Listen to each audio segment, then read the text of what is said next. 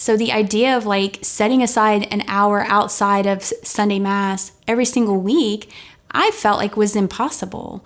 But I made that commitment after, feeling that nudge from God and kind of brushing it off for several weeks.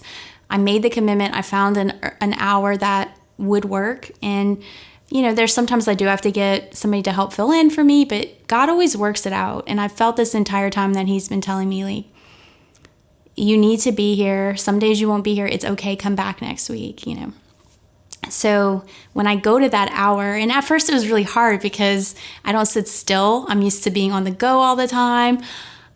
So that first time that I sat there for the whole hour, after about 15 minutes, I was like, all right, it's time up, right? And I'm looking at my clock and, like, what else am I supposed to say, But as I went, after several weeks, I found myself getting lost in prayer more. And so the next time I went, it was more like 30 minutes before I looked at the clock, and then 45 minutes before I looked at the clock. And I find now when it's time for me to leave, I'm like disappointed because I love it, so much.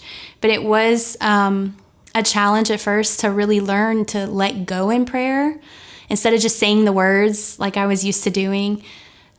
I'm learning to like hear his voice, in the Adoration Chapel. So that's been a real gift. And I'm finding when I get home, I still can feel his presence stronger than before I made that weekly adoration commitment.